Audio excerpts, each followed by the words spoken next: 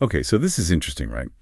I mean, when a former president, and not just any former president, but one who's been so vocal about his opinions, starts using his platform, his own social media platform, no less, to basically threaten legal action. Yeah, it raises a lot of eyebrows, that's for sure. Especially when it's directed at anyone who dares to, report on him in a way he doesn't like.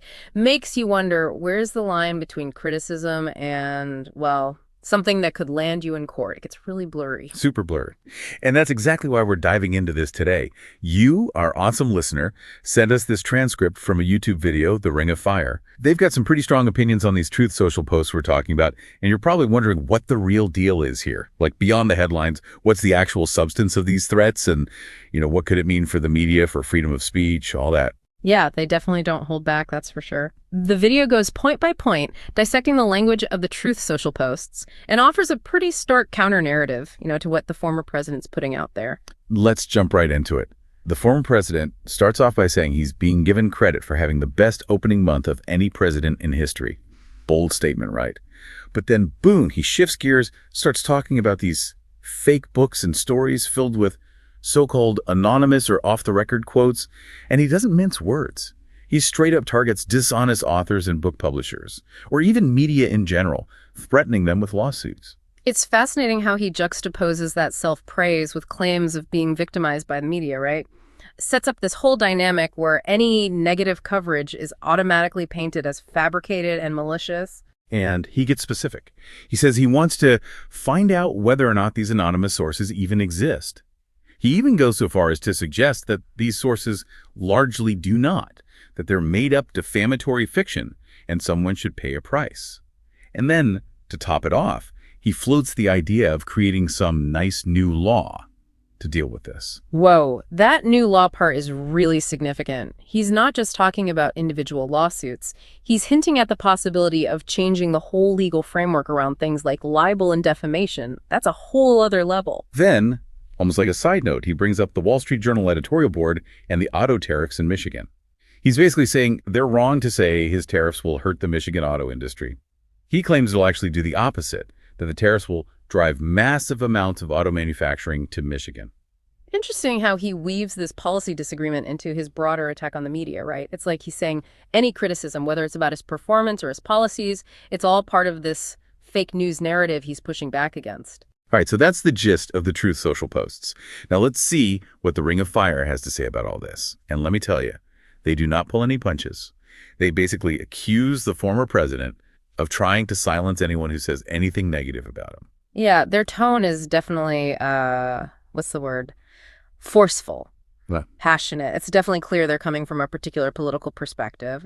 But even with that in mind, they do lay out some specific counter-arguments to what the former president is saying. It's interesting to hear their take, even if you don't agree with everything they say. Absolutely. Let's take the off-the-record quotes issue. The Ring of Fire points out that while some sources might want to remain anonymous, their statements are often recorded. So they're saying there's a difference between information that's completely off the record and information that comes from anonymous sources but is still documented. A distinction that the former president, they argue, seems to be blurring. Yeah, that's a biggie in journalism. Off the record usually means you can't use the information at all. But anonymous sources can provide information you can report on. You just have to protect their identity. The video is basically saying just because a source is anonymous doesn't mean what they're saying is false. And then there's the whole best opening month claim. The Ring of Fire goes right at it, saying that based on the available data, it was actually one of the worst opening months of any president in history. They point to things like his approval ratings going down, consumer prices going up, and people losing confidence in the economy. They're painting a very different picture. It really highlights how you can use different metrics to judge a president's early performance, right? And they're directly challenging the former president's rosy assessment with what they say is hard data. Of course, how you interpret that data can depend on your perspective, but the contrast they're drawing is pretty stark. On the lawsuit threats, the Ring of Fire doesn't hold back. They call it straight-up fascism and authoritarianism. They see it as an attempt to silence critics and shut down any opposition. Those are strong words, for sure. But the underlying concern is about the potential impact on free speech. I mean, think about it. If journalists and authors are constantly worried about being slapped with a lawsuit, especially one they can't afford to fight, they might start censoring themselves. And that means the public gets leaked information, which is never a good thing. It's a slippery slope. Then there's the whole Wall Street Journal and auto tariffs thing. The Ring of Fire brings up what they say is evidence that contradicts the idea that these tariffs will be good for Michigan. They mention the CEO of Ford, who reportedly said the tariffs would kill the auto industry, and they even say that local Republican leaders in Michigan agree and are predicting negative consequences. It's like they're trying to poke holes in the former president's argument by showcasing opposition from within the industry and even from his own party.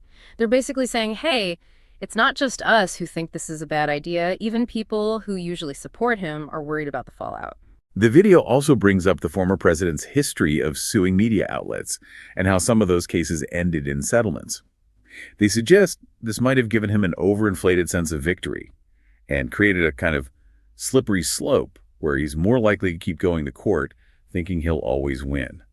It's an interesting psychological angle, right? Even if those settlements weren't clear-cut wins, the fact that they happened might be reinforcing his belief that legal action is the way to go. The video is implying there's a pattern here. So, taking all of this into account, the former president's threats, the Ring of Fire's pretty intense response, it raises some big questions. What does this all mean for freedom of the press? And what about the ability of journalists to use anonymous sources to get information out there? That's the crux of it, isn't it?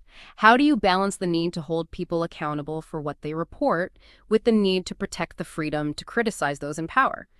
Especially when those in power are, quick to threaten legal action. If people are afraid to speak out, especially if they're worried about being sued, it could have a chilling effect on reporting. Important information might never come to light.